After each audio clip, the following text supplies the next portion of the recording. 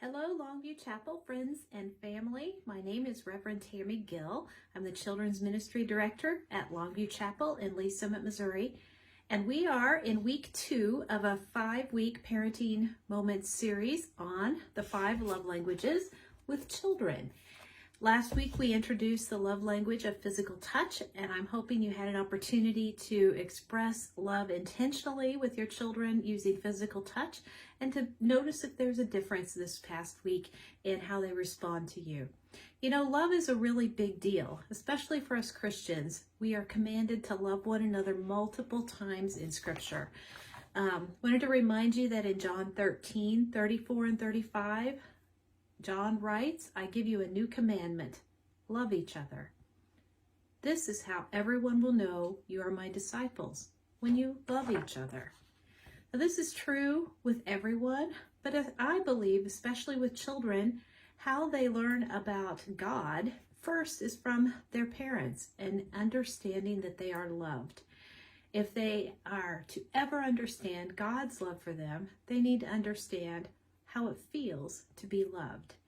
And so this week we are ready to talk about the second of Gary Chapman's 5 love languages, and this week it is words of affirmation. Now that may sound simple, again, simply just saying I love you. Again, as we reflect on that, I wonder how many of us say it enough. It's saying the words I love you and other positive words like I think you are awesome. I enjoy being your mom or your dad. You've brightened my life.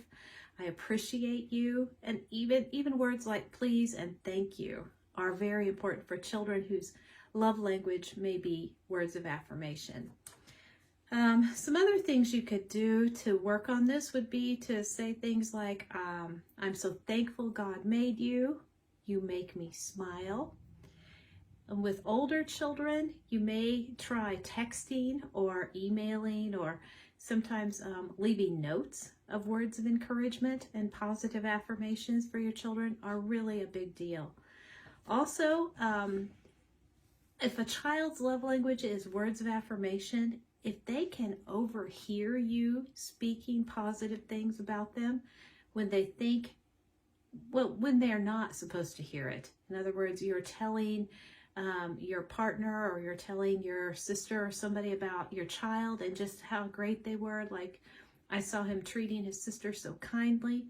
Those kind of affirmations carry an extra power to them because they know you're not saying it just to be nice, that they can overhear you saying something good. So some cautions for this would be for children whose love language is words, we need to be extra careful in being critical of them. Negative words, criticism, those words are very cutting to a person whose love language is words of affirmation. So be more considerate of how you say some things whenever you might need to correct them or redirect them. One of the ways you could do that is to always assume the best. If you have to correct a child whose love language is words, you can say, I know you didn't intend for that to hurt your sister, but I think it might have hurt her. So let's think about some other ways that we could solve this problem with you for next time. And if you are not a person who's used to speaking positive words, you may have grown up in a family where words of love were not spoken as much. So maybe it's something that you have to practice, which again is a point of this whole series, is to understand that some of these love languages do not come natural for us, and we have to work on it. So if words of affirmation is not a natural language for you, some tips for getting better at it is to first of all, listen to other parents who do it. Kind of just start picking up on how did they do that? How did they say that with such ease to tell their child they love them? And focus on the positives. Another way to get in the habit is to practice saying the words in the mirror first. Look at yourself and say some of these positive affirmations like, I love you. You're a kind person. I notice how you did that for them, and that really made me happy when I saw that happen. So helping your child feel that love, this is the point. I know everyone who's going to watch this video loves their child, but we're finding more ways to help your child feel it more fully so that they know what love is, so that then they will be more prepared to speak love into the world and be more ready to receive the love that God has for them as well. All right. Blessings to you. Have a wonderful week. And next week we'll take a look at love language number 3. Take care.